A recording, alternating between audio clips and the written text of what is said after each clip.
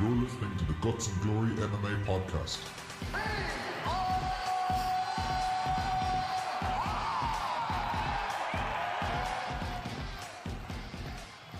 Hello and welcome back to the Guts and Glory MMA podcast. I am joined this week again by Mr. Andy Hickey. How are you doing today, Andy? I'm in great form. I can't wait to see our boy do some work. Yeah, we have a stacked show today. We're going to talk about UFC card from last week or from last night. We're going to talk about Tyson Fury versus Deontay Wilder from last night. But before that, more importantly, we are going to watch along with Levels Fight League 3 and Ryan the Hulk Spillane, our very own Ryan Hulk Spillane. What do you think of this fight, and what do you know about his opponent? You were kind of discussing it there earlier. He's a bit of an unknown. Yeah, like tremendous props there for Ryan jumping in on a week's notice. It's clear that he's in fight shape anyway. He looks tremendous. It's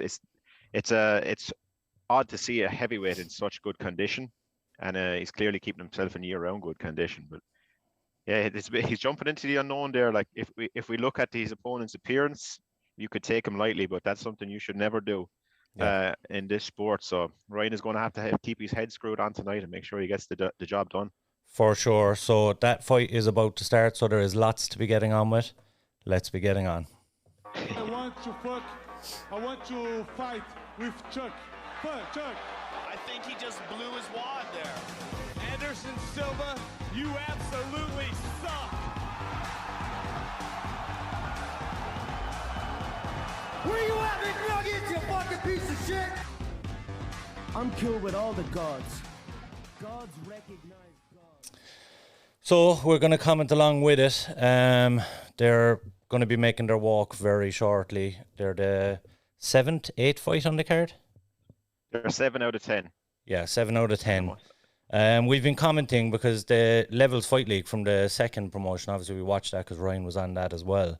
And the production value on it was really, really high. They've made a couple of slips it's not been quite as, they haven't quite reached the benchmark they've set out the last time, but what have you made of the fight so far? I'm very happy I have to mute the commentary on this fight so it doesn't interfere with this podcast. Yeah, Robin Black is not enjoyable. No, Robin Black is kind of hard work at times. And here's our boy making his walk now.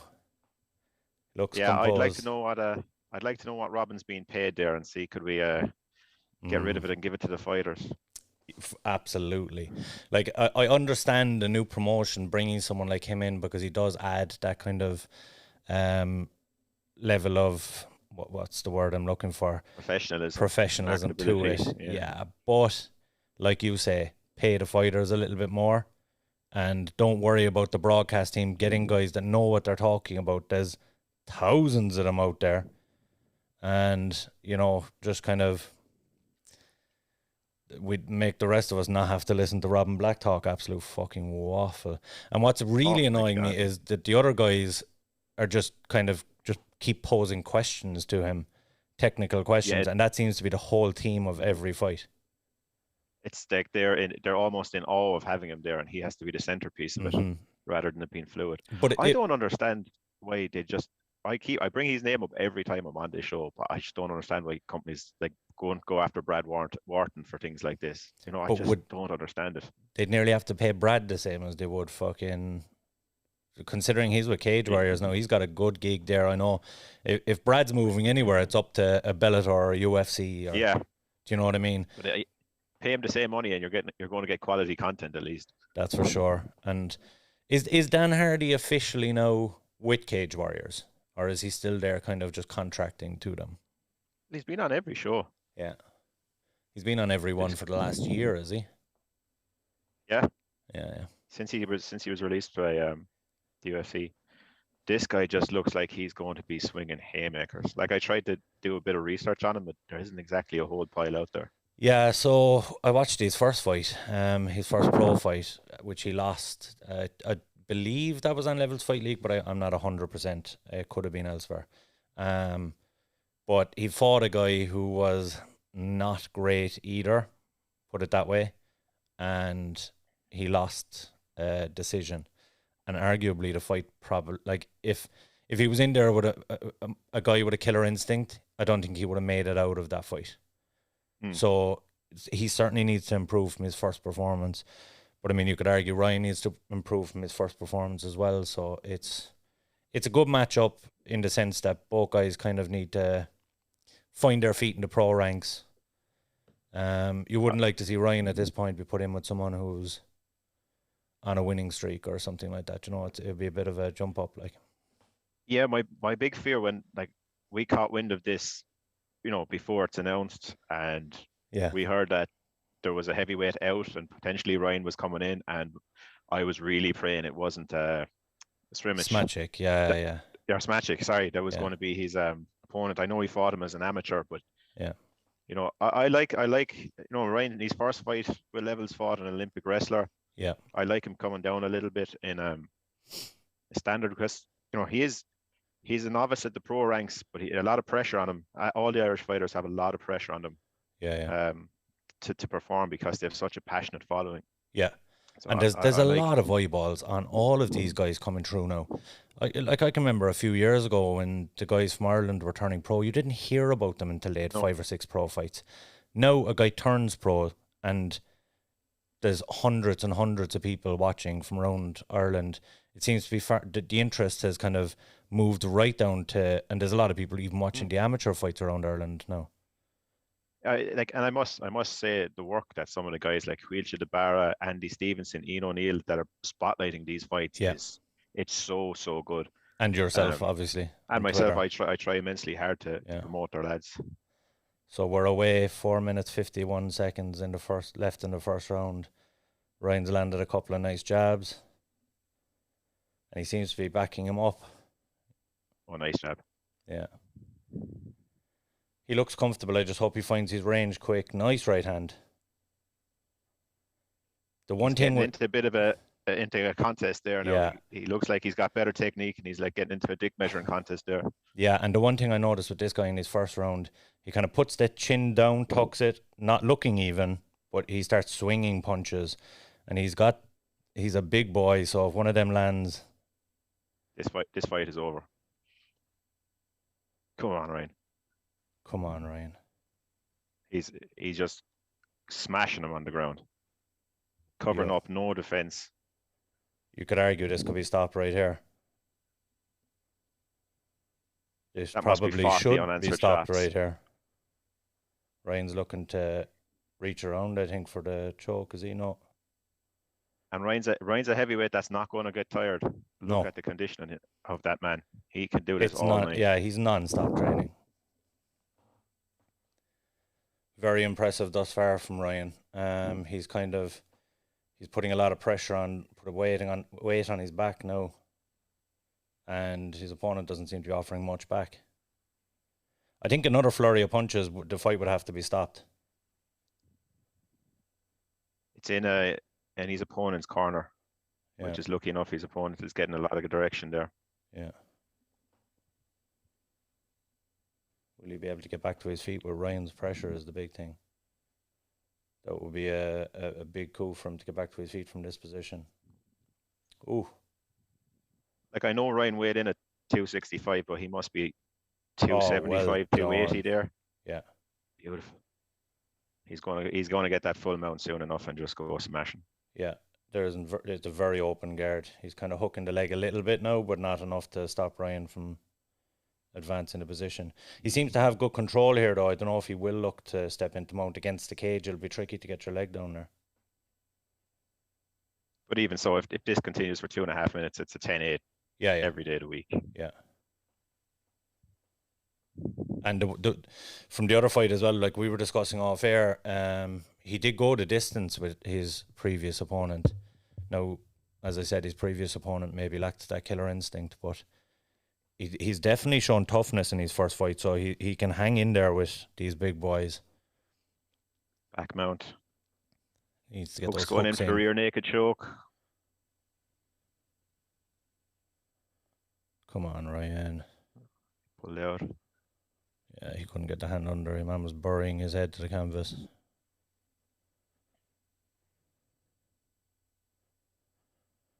Very draining round for both guys, though.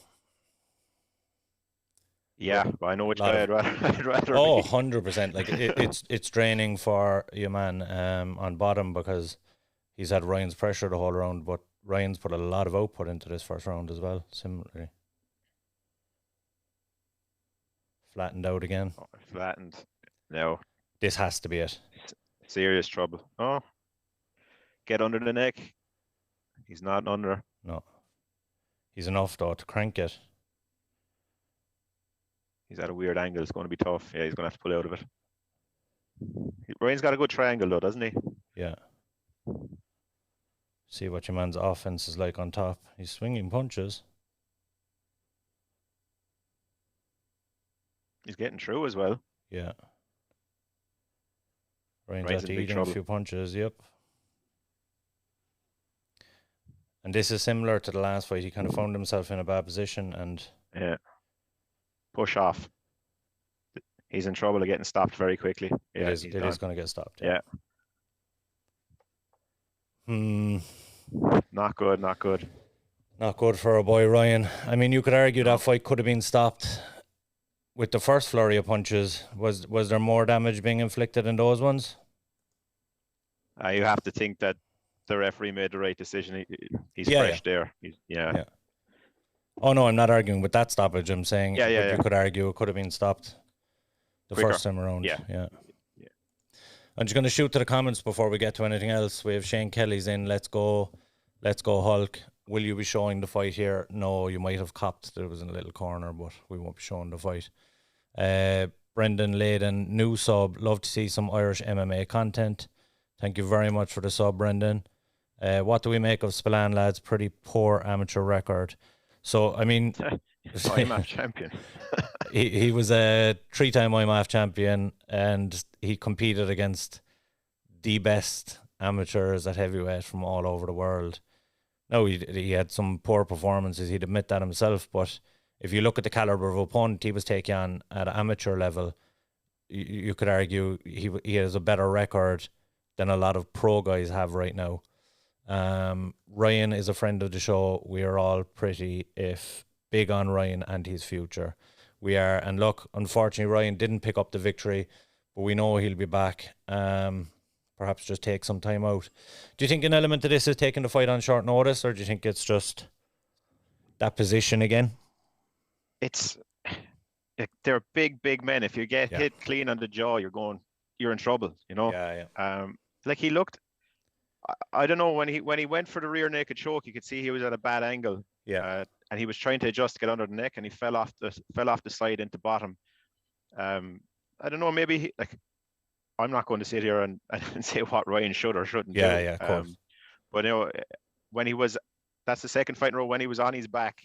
It was more protection rather than trying to work to a better position. But for 3.5 minutes there, he looked sensational. I don't know, he's going to be very disappointed and he's going to be upset about it, but he's got a great coach in his corner there to help turn it around. Definitely, for sure. Speaking of the big boys, we need to move on to the boxing from last night.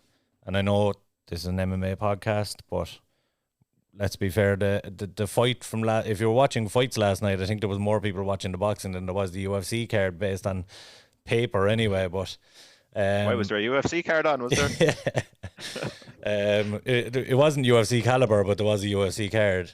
But the boxing fight. Did you watch the whole thing, or did you stay up for it, or did you watch it this morning, or what did you do? When the boxing was on, I was in a Heineken induced coma on my couch. As, happens mostly. Not it off again. But I woke up to some messages to check it out, and I watched it, and it was like, I'm not a boxing fan. I find it a little bit boring, but it's hard to argue that wasn't a interesting bout. It was phenomenal. It was pretty crazy. Yeah, and the thing with Tyson, I mean, look, we've seen kind of this journey that he's been on, and mental health, and it's all a big part of it. But if you just talk about the fights, I don't think there's a stronger willed fighter in any mode of fighting, or there's a few that would argue that Tony Ferguson and different people in MMA. But I mean, this is a guy who's been knocked down by some of the toughest guys in the world, being hit by some of the biggest punchers in the world, and he's never staying down. I mean, he got dropped twice in the 4th round, and it looked like he was on wobbly legs and that it could be the end of it. But he came back and won the 5th round, arguably. He's from the toughest people on earth. You know, his heritage is, his bloodline. They're tough people, and nothing was ever going to keep him down there. He's just, and he's got such a positive attitude when you hear him speak, and his belief in himself. Wonderful guy, wonderful representative of combat sports. Tyson Fury is delighted to see him win. Now, the only issue going forward, I'm a casual boxing fan. Couldn't tell you a champion in most of the weight classes, but vested interest obviously in the big guys. But is he going to fight Usyk next? Probably not, because Joshua triggered the immediate rematch clause. So I kind of lose interest where we go now. Who does he fight? Is it back to fighting like 7 or 8 ranked guy? In boxing, I want to see the best always fight. That kind of way. And it's unfortunate with so many different, like the WBA, WBO, IBF, on and on and on. The list keeps going. It's difficult because those guys want to protect their own champion, and they don't like them to fight against each other in their peak. And unfortunately, we get this situation like we had with Pacquiao and Mayweather, where they don't fight in their prime. They fight years after their prime, when their governing body, the IBO or whoever they're the belt holder for, have less of a vested interest in their champion, and they just want to make as much money as they can before they bow out. I don't see that happening with Fury and AJ, and I know Fury has said that he thinks it's less likely the AJ fight will happen. I think the AJ fight does happen. I don't think they should capitalize on it. 100%. I don't think right now, if Usyk rematches AJ, I think Usyk beats him again. But I think Fury has more of an interest in fighting AJ than winning all the belts from Usyk. I think that's a fight we might see again, or we might see down the road. But I think he is more interested in fighting AJ, because they've been back and forth at each other for 8 years now, and it's been this ongoing thing. And the fact that there's less interest now in AJ, the fight's going to be easier to make right now. Yeah, and I think for boxing, if you take a step back a month ago, we were all laughing at boxing because Jake Paul is the centerpiece. Come forward now, they've had AJ and Usyk was a cracking fight. I really enjoyed that. Yeah, I loved watching how Usyk operated. His footwork was just amazing to watch. Then you have last night, the carnage from last night, the whole world talking about it. Surely, as a promoter and a sanction organization with vested interest in boxing, now is the time to ride the crest of that wave, and you pull the trigger on the biggest fights to make sure you keep the interest level going. It has to be done. I just can't see a reason why they wouldn't really try capitalize on what we saw last night. Like, I don't want to see it. We're after losing you there, Andy, I think. But look, I just to continue on with that fight, it's one of those. I agree with what Andy's saying there, because the boxing right now it's in trouble of falling way behind where MMA has been for the last 10 years and 15 years, and doing regular pay-per-views. Boxing seems to do one big fight a year, and that seems to be about the size of it. If we get almost a tournament, and do you know what else I'd bring into it? We've Andy back here. I'd bring, what I would do is, while Usyk is fighting AJ again, I would bring Andy Ruiz into the picture, because he got a big following because of that AJ win. I'd bring Andy Ruiz in as a warm-up fight for Tyson Fury. He's going to be a trouble for anyone if he gets his game plan right and he doesn't go on the beer, as he said, for a month before the second AJ fight. But he could be trouble for anyone, and I think people would be interested in seeing Tyson Fury fight someone like Andy Ruiz. And then you have them squaring off, Usyk and AJ fighting off, and winners compete against each other, or something along those lines. Yeah, I couldn't argue. Andy Ruiz as well, he's got the Mexican heritage, the first Mexican heavyweight champion. There's a lot of marketability on him as well, and he's an entertaining fighter as well. He always gets in there. But yeah, Tyson Fury is, I think Canelo is the star and the centerpiece of boxing, but they should really look at they should really look at hyping up and going after Fury's marketability now. I know he's already a huge star, but I mean really driving it to the next level. What they're doing, because. But it's funny to an extent, because you go back maybe before Fury fought Klitschko, and AJ was bursting on the scene as this young pro, this guy that everyone thought was going to be a world champion. Everyone knew was going to be a world champion, I should say.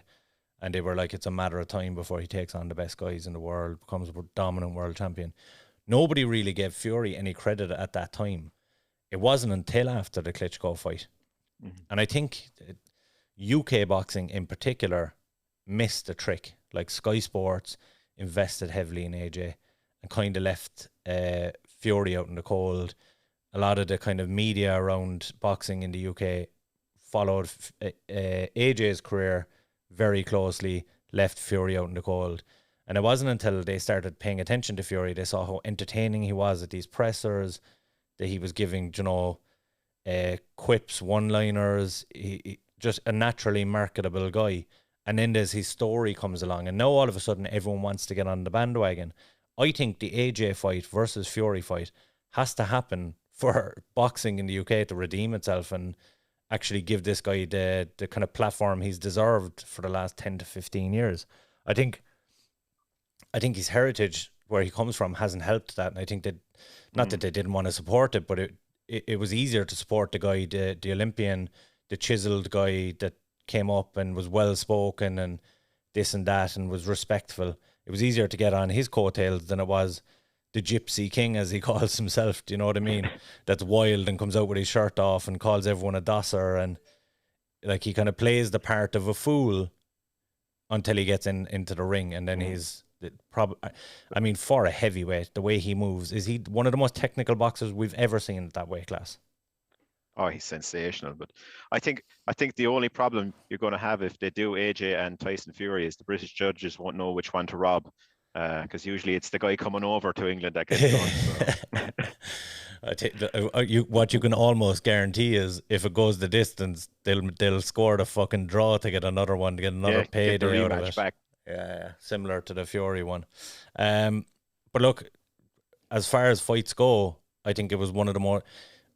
For me, the first one was memorable because of that 12th round. I thought Fury had won the fight, but he didn't win it. The most impressive performance we've ever seen from him. The second one, very impressive, but finished early enough. This one had a bit of everything. Fury was put down. Wilder was put down before Fury was put down. And then it just kind of... And then we saw Fury take over the fight from the 5th round on and just look absolutely dominant. And the fight could have arguably stopped again the 7th, 8th or 9th round. But no towel was thrown in this time, so nobody would be getting the bullet in the Wilder camp. What would you do with Wilder now? What's left of his career? Do you think he's a way back to any belt, or? Well, if Wilder is comfortable financially, which he should be, he's in his right to do whatever he wants. Like, how many rounds has he done with Fury now? So it's probably 26, 18, I think. 30. 30. So like that's enough for any man. Yeah. He doesn't really have to prove himself. He's dropped every fighter he's ever fought. Yeah. He's not a young guy anymore. He could take the paydays, fight an AJ or that, but he has to realize now that he's never going to be the number one heavyweight again. So fighting for championship glory is not really in the equation anymore. It's money that probably is the driver. So he doesn't owe anybody anything. Yeah, no, for sure. But we do see a lot of guys that unfortunately should probably call it a day, that continue fighting for another 5-6 years and taking fights that towards the end of their career that they've no business being in, against young guns and hard hitters. The one thing I would say with Wilder is your power is the last thing to leave, but he's never been the most technical boxer. He's just relied on that power and put the fear in people. I think the fear is going to be gone now. I think if we see Wilder continue in the sport, the fear of Wilder is going to be certainly not gone, but dissipated a little bit, and fighters are going to go in there and just try and outpoint him. And we've seen that his defenses, when he's up against it and people push him backwards, he eats a lot of punches. I'd worry about him if he continued his career that we're going to see him on the wrong side of a lot of decisions in the future, and some kind of bad punishing fights where he succeeds a lot of blows in them. So for me, again, it's not my place to be telling anyone, but for me, I would like to see him call it a day. Again, he was champion for how long? 10 defenses of his title. A legendary streak where he knocked out every opponent he's ever faced until Tyson. Yeah, I would never ever interject my opinion on what a fighter should or should not do. Yeah. But I'd be the same way if you're financially comfortable, go spend time with your family. You don't owe the fans another contest. You don't owe anybody anything. Like, we take case in point, last night we saw Melvin Gillard fighting bare knuckle. He's lost his last 13, got absolutely knocked dead in 50 seconds. That's sad. I don't want to see any fighter going through that. And we saw a fighter die during the week. Like, and his record was pretty, on the lower scale of things. And you don't need to see it. Like, if he wants to fight on, more than welcome. You're a fighter at the end of the day. That's what you're born to do. But go spend some time with your family if that's what you want to do as well. Yeah, for sure. Look, and before we leave this and move to the UFC card, I know there's talk about Tyson leaving the sport and that maybe the interest will wane. He's won every belt now. He hasn't unified them, but at some point he's held every heavyweight title. Look, with his history of kind of timeout doesn't suit him well, because he'll go on the beer and he'll put on the weight and he might go a bit mad for a while.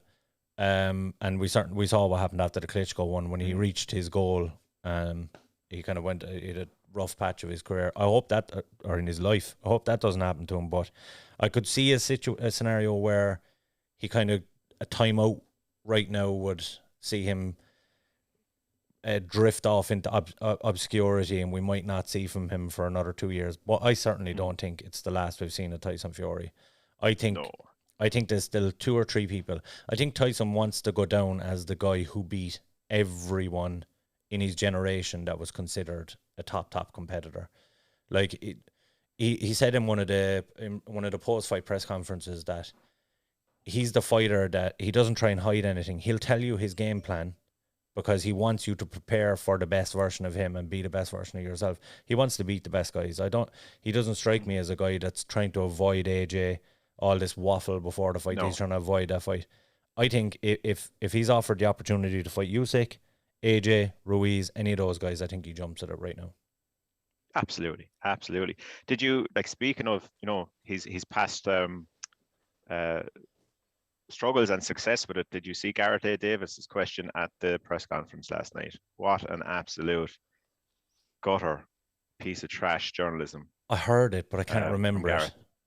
He essentially said, like, Tyson was doing a press conference celebrating, and he brought up, could we see you go back into, I won't use the words he used, but like the struggles he was encountered previously, and really bringing the moment down and just looking for clicks, that kind of way. It was so lowbrow journalism. I just could not stand it. It's Gareth A. Davies.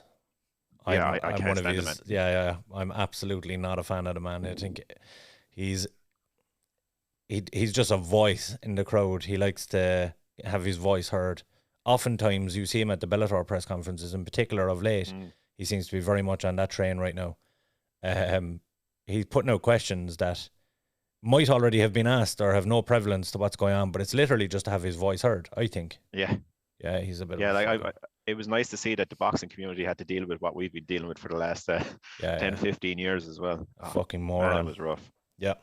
But we are going to talk about some fights. Just before we do, I'm going to jump in and see if there's any comments coming in. Pull them up there now. So we have... Oh, Jesus, we've got a few after coming in. So yeah, Ben Doucette says, I think Usyk is too small against Tyson. I would agree. And you're like, as technical as Usyk is, he's going to find an opponent in Tyson who has that power, who is big, but can also move as quickly as he can. I think AJ just got kind of stunned by how technical and how quick Usyk was. Dillian White is mandatory for WC belt. I just can't see him fighting Dillian White. Dillian White's been passed over as the mandatory challenger for about 6 times now already. For whatever reason, I have it in my head, I don't think Tyson fights Dillian White. Dillian White had a few issues with pissing into the cup as well. That didn't go so well from. Yeah, not a fan of Dillian White either, to be honest. And he does a lot of talk out of him, but he's lost any fight he's been in that's been a high caliber opponent. Kaya as well says he can't be pushed aside again. He would take a case against WBC. I could honestly see Tyson just kicking the belt aside before he'd take on Dillian White, but I could be very wrong. Maybe that's exactly the fight he needs in the meantime before, like I talked about Andy Ruiz, maybe Dillian White is the guy that he could just kind of keep himself active until one of the lads become available. Into Tin Air News, he's on the mobile, is in the house. How about you bring into the picture Chael, Chandler, Fury, a damn god, Wilder, credit to little too late though. I made sense of some of it. Fury's a damn god, and love this channel, boys. Ben Doucette into Tin Air, hello sir, and they're just having a conversation between themselves now. I immediately think of the good son Macaulay Culkin. I have no idea. Kaya O'Brien, Chisora versus Wilder would be so interesting, but I think Bomber should hang them up. Yeah, I agree with you. Andy's not gonna push and say he agrees, but I think he secretly agrees as well. I do, but I you won't put it out there publicly. It just drives me mad when people say a fighter should. You have to retire. Like, you don't know what about fucking.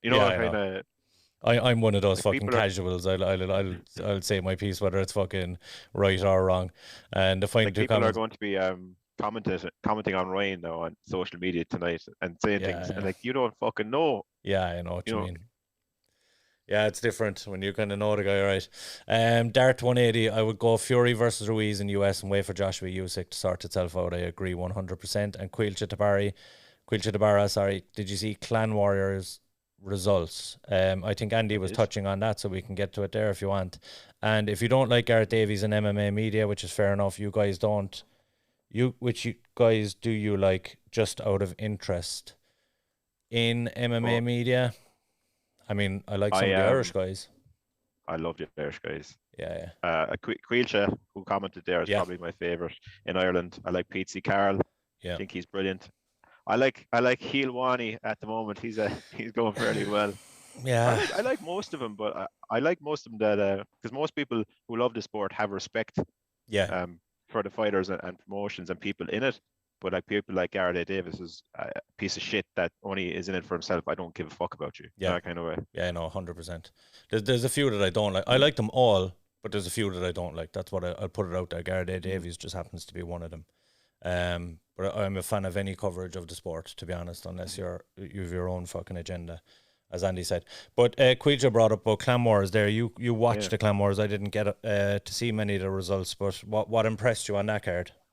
Well, I saw what I could from the clips that are available, but Andreas Binder looks like a stud. There was he's in there against G. Anderson Castro, coming off a huge win, picked up a title, gone to 4-0, Romanian fighter training in Ireland. And really recently made the move to SBG Charleston as well. Yeah, I was actually I do the Irish schedule every week, and I noticed SPG Charleston. And I was like, I didn't think he was there, but he was with Shaolin, I believe, before. Yeah. And then you had Nathan Kelly with a huge what I would consider an upset win against Shamrock. Shem was 6-0, pretty much all finishes, defending champion. Looked like he was on his way to the next next level only, and wow, Kelly has got power in those hands. He just melted him against the fence. He was just, the guard was up, but he was just getting through every single time, and Shem just wilted on the ground. And was that a stoppage finish? Yeah, first round TKO. Kelly, what I see in Kelly is, like, not to discredit any of the Irish fighters, but a lot of Irish fighters don't have that show-stopping power that circulates. He definitely has rockets in his hands, and that will kind of set him out from the crowd. But Clan Wars are doing stuff, good stuff. A lot of the local regional stuff is coming back with a bang now. So good ones there. And some good results for Ireland of late as well. We went 6-1 last weekend, and I think we went 4-2 this weekend. So we're on a positive wave. Yeah, there's a lot of guys making moves. But touching on the local shows, like you have Cage Legacy is back in a couple of weeks next week. Next week. And you have a massive show, Cage Conflict, returning again very soon. I mean, they just did Falls Park, which is a huge card with about 78 fights on the card. And now they're coming along and they've 8 pro fights on their next card, which is a huge step up. Yeah. I mean, they announced the main event today. Paddy McCorry and Cathal Manning is the main event. Brilliant fight for the region, yeah. Sorry, go on.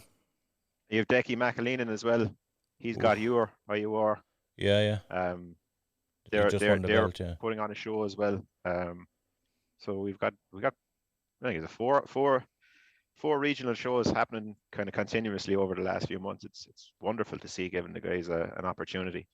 We can't forget Dara Toman fought in Britain last night in the UK Fighting Championship as well, and he brought home a win as an underdog again, or perceived underdog. So a really successful Saturday for Irish MMA. Yeah, good stuff. We are going to look back even at last night's fights in the UFC. And I touched on this. Look, I said it last week that this was a card that I was not excited for in any way, shape, or form.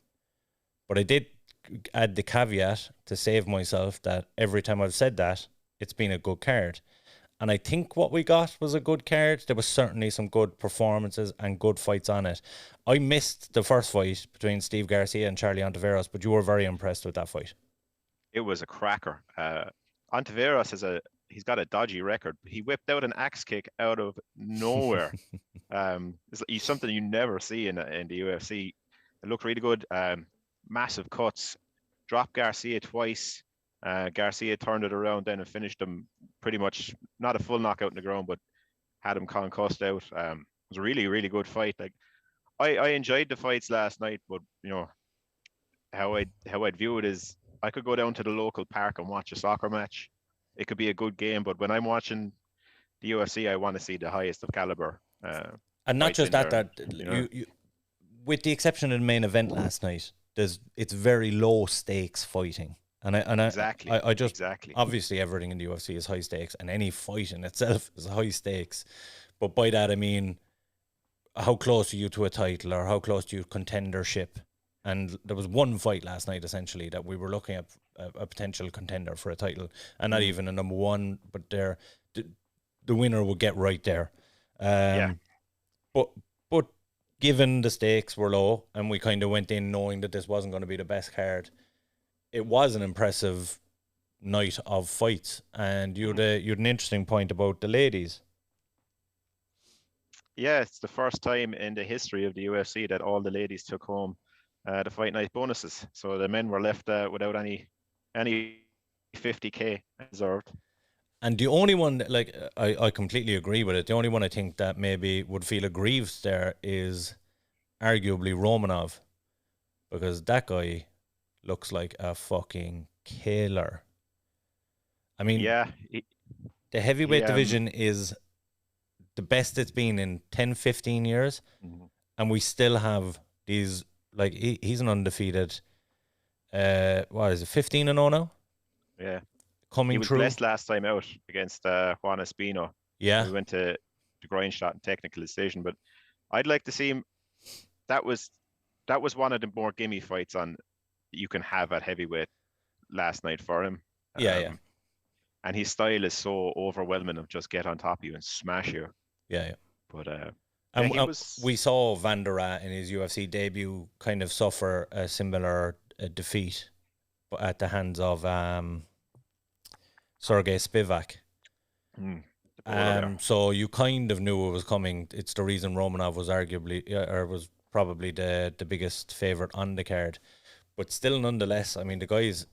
Has he gone to a decision yet in his career? I was looking at it there not that long ago. Espino, the last fight, they went to a technical decision. So one decision in 15 fights and 15 wins. Yeah, he just gets on top of you, and he's a huge unloads. Huge man. Yeah. Very impressive. he's won 4 in a row now in the UFC. It's, you're coming into the point now where it's, let's get you in there against a ranked opponent and see what you truly have in the tank. Yeah, who would you like to see him put in there against in the top 15? Would you like to see him put in there with an Aspinall or someone like that? Or do you want to avoid putting these contenders against each other and put him against one of the staples of that top 15?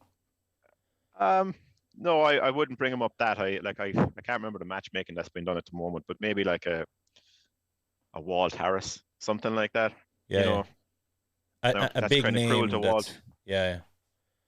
But something along those lines. Aspinall is a special breed. I wouldn't like to chuck Aspinall down that far. I'd be clever with the matchmaking with Aspinall, to be honest. Yeah, for sure. We were touched on the women.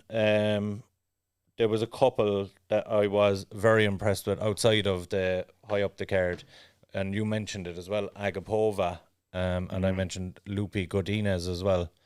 But two very impressive performances from girls that are looking to make their way up towards the rankings, let's say that. But Agapova, my God, that woman throws hands, and like it's with reckless abandon. She's wild. She's so open when she swings. I was saying, in the main event, Marina Rodriguez is so tight and perfect Crisp with everything she's doing. Yeah. And Agapova is just like hands out, coming from all angles. Don't have to worry about my chin. And she cracked Mazzo hard and took advantage of it. But she was stopped in her last fight by Shanna Dobson. She's who was the biggest underdog victor in the history of the UFC. That fight was. So Agapova, like, she looked sensational last night. But yeah, as you said, they're top 25, tier ladies going at it there. But she strikes me as a girl that on her day, she's going to give anyone problems.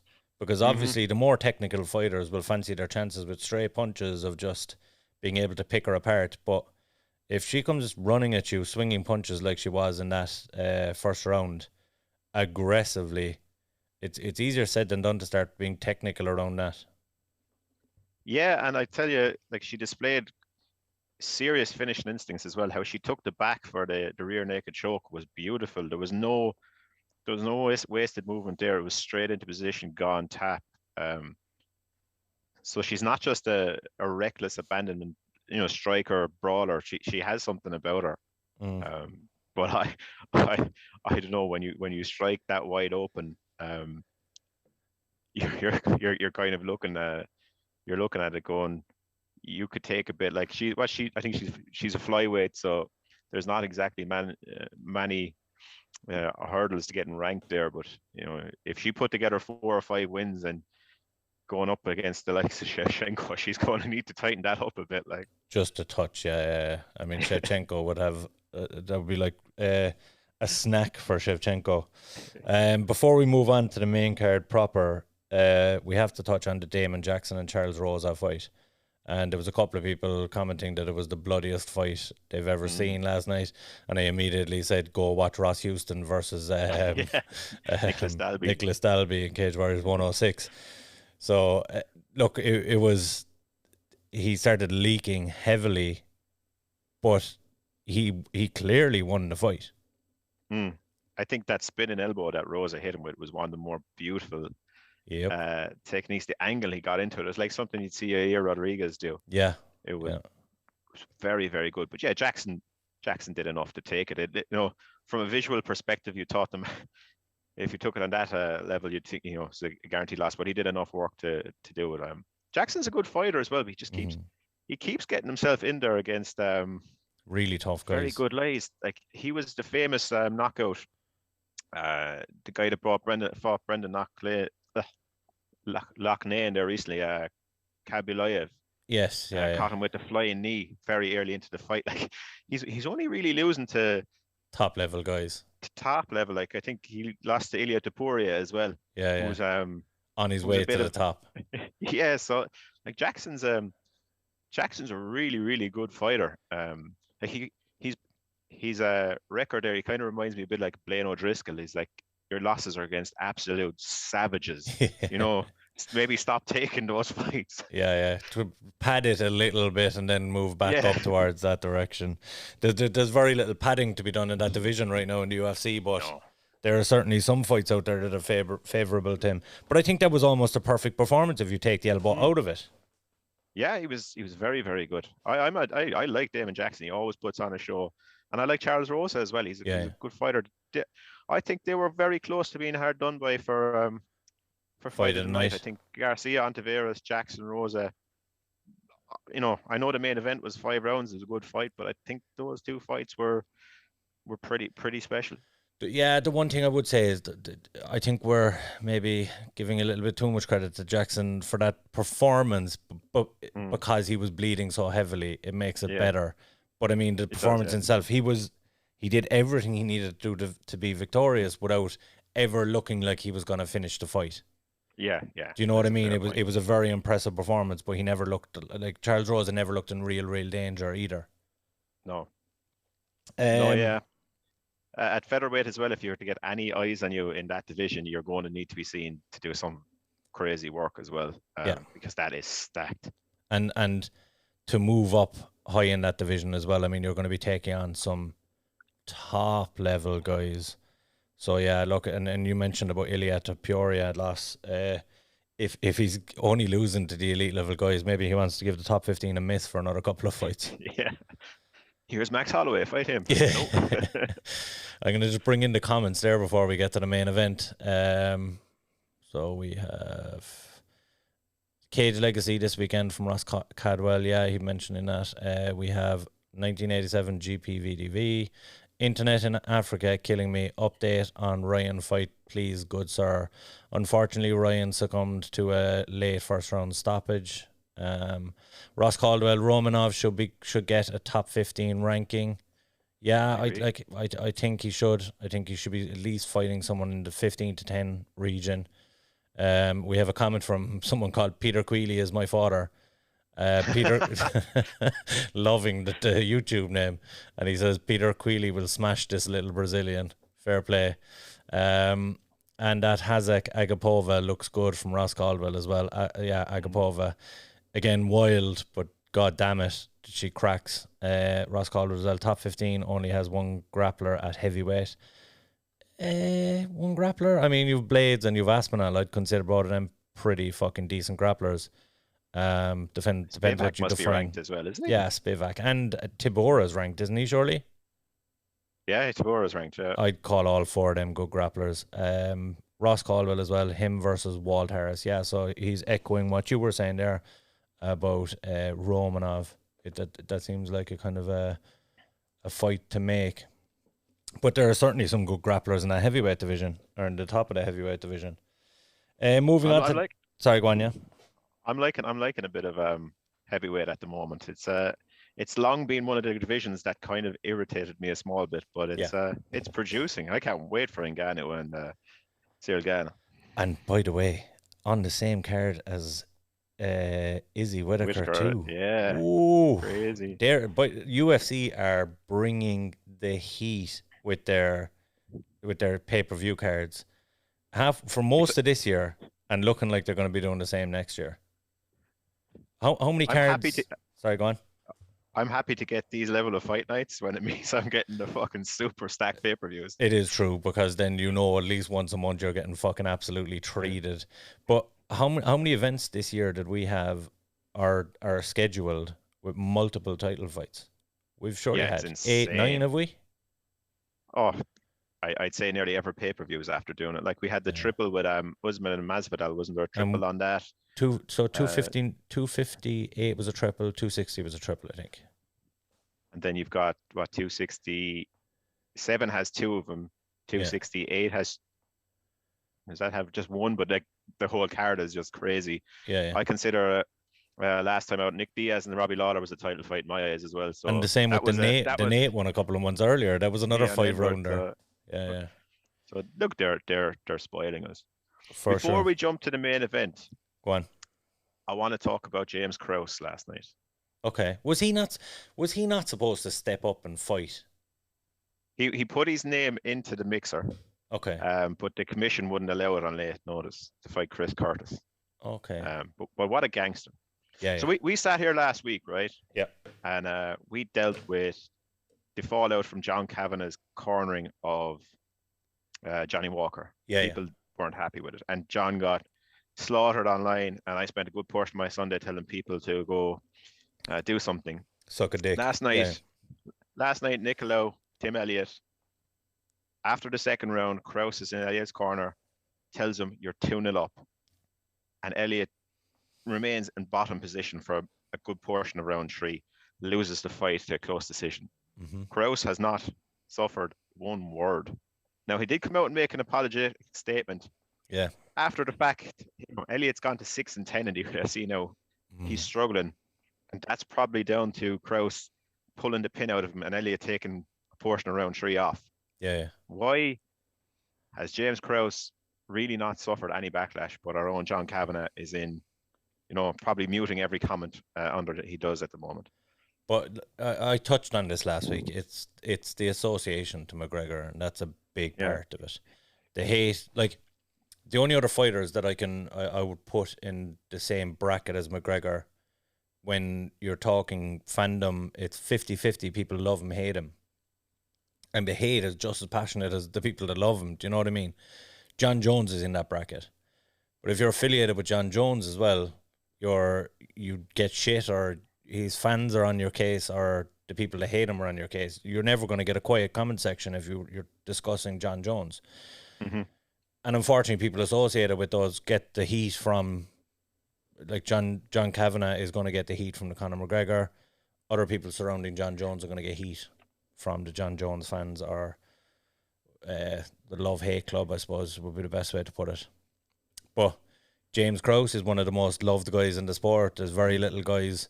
Like, I mean, if someone tells you they hate James Krause, they've had a fucking personal run-in with him. Do you know what I mean? Because how could you not love the guy? He's the guy that rocks up and with two fighters on the card and steps up on 24 hours notice to fight himself. Do you know what I mean? And still corners the other two. And it's very likely that we'll see him in November for ourselves. Yeah. As well. But I found that interesting because obviously I'm so biased towards Irish MMA. It pissed me off this morning when he getting no shit dealing with the mob, because it was bad cornering, because that, like, Nicolau was looking like Elliott was just bombing forward and doing his brawler, just going for it. And Nicolau was really crisp, really tight, lovely combinations, winning the rounds on my card. Well, I just scored 1-1 going into the third. Yeah, sorry, so I did too. But just to go 2-0 was like, dude, you're like, you're just asking your fighter to take 3 off and lose the round, and it was weird. It wasn't like he was in smash mode. It's I kind of mentioned it last week about what John said in the corner. And this, look, again, we don't know the relationship. We don't know what a corner or what a fighter wants to hear in his corner. Because some fighters have come out and protected their corner and said, I know what. Lauren Murphy is the prime example, and her corner got a load of shit. But she came out and defended him and said, look, they know what I need to hear in my corner, and they know I knew myself I was losing the fight, blah, blah, blah. So it's hard to criticise them on what they were saying because we don't know the relationship. But there are certain things you avoid saying, surely, in the corner. Going into a third round, you don't tell a fella he's winning the fight 2-0. No, you when it's that close as well. Yeah. It's just, it was insane. I mean, it could have very easily been 2-0 the other way. Yeah, and I think he cost Elliott to win, and Elliott's after moving to a very dodgy record in the UFC now, and potentially, I know he's ranked in flyweight isn't exactly deep. Yeah. But he's after putting his own sticky situation by doing that. For sure, and Elliott has been released from the UFC before. It's one of those situations where he could very easily find himself on the chopping block again. Maybe not after this, but certainly if he loses another one, he's in a position where he could be gone. He could be out the door. Definitely, yeah. So we've one more fight before it's saying our internet connection here is unstable. I don't know if that's your end or our end. Maybe the guys in the comments can let us know if we're still live. But before we get to the main event, really quickly, I do want to touch on the co-main event. And we had a little giggle off air that, I mean, if you're going to get excited about a card, it is not got Jared Gooden and Randy Brown co-headlining it. But it wasn't a terrible fight, and I have to say I was impressed with Randy Brown, because like we've seen this guy grow up in the octagon, and his toes were fucked. They were all of the broken. He was standing on them to put them back in place for a lot of that third round, and he looked impressive. His striking looked a lot better than what I remember it being over the last few years. Yeah, he put in a very good performance. Yeah. Against a fighter that came in weight, and it clearly bothered him. Overweight, but clearly bothered him as well. He does win. Like he's a finisher. He gets finishes a lot. But whenever he seems to step up, he gets found out a little bit. Yeah. Like Vicente Luque starched him. I think Nico Price did it. I think he lost to Belal Muhammad, if I remember correctly. He did. Yeah. Like he's, I find it hard to get excited watching that fight last night, as Randy Brown looked like a good fighter, but knowing that he has failed continuously when he's in the mix against, what we know are very good fighters. Yeah. So watching it, I was just like watching it going, this is a nice contest. I'm enjoying it. Good fight. On to the next one. That's kind of how I felt watching it. Yeah. What I will say though is, certainly looks like he has rounded out the game a bit more than what we've seen from him previously, because his striking was as crisp as I've ever seen it last night. And I know he tends to he's never been a bad striker, but he tends to lean on his grappling in those kind of contests.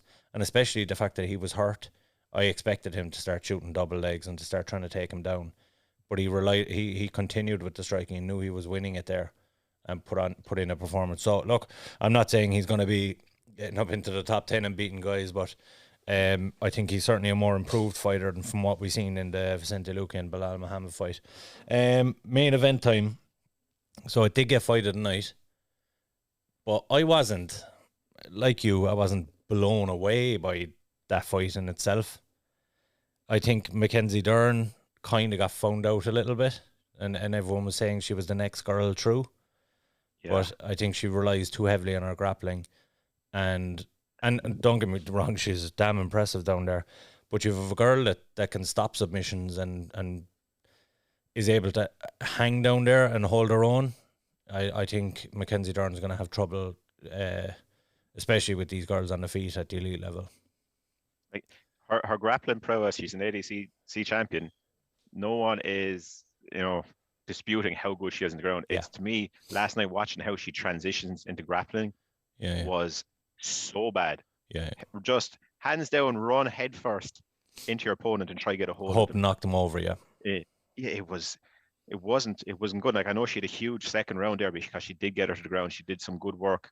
She was very close to transition into the armbar. But when she was on the feet, then you could see that she's not a natural striker. She struggled with I know there wasn't a huge reach differential between them. The leg reach was different, but there was a point there where Mackenzie went to throw a leg kick. And instead of coming back to position, she just left. She went into southpaw because she was out of range, so she knew she couldn't hit. Yeah. But she stepped into southpaw, and she didn't have the wherewithal to know that Marina is longer than me, can hit me, and Marina hit her with a right straight on the button. It was. Yeah, I think Mackenzie really, really got found out badly last night. But in fairness, she was fighting a girl that's top 5 in the world clearly 100%, as well.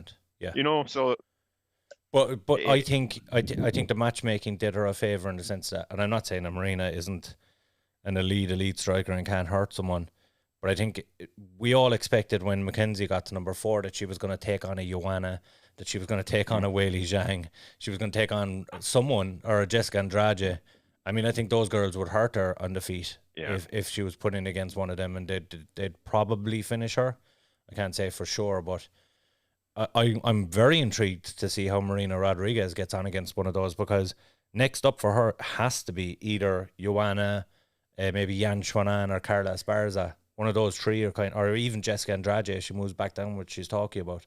But it's got to be someone of that ilk. I hope that they're doing Rose and Weili. Yeah. Then I hope Esparza gets the next shot. I think she's overdue. Yeah. And then Joanna comes back into the fold. Marina called her out last night and talked shit about her. It's a smart call out. But traditionally, unless you're one of the best in the world, Joanna makes absolute shit of you. You Yep. know, I was researching the other day because for this contest, and I found it interesting. In strawweight history, significant strikes landed in any bout. Joanna is 1, 2, 3, 4, 5, 6 position in the history of that the division. You know, Ooh. she does work. But one in second, there. surely Weili Zhang's up there for the Joanna fight.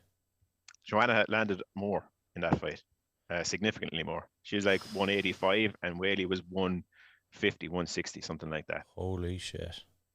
Like, it was. Joanna's a fucking beast.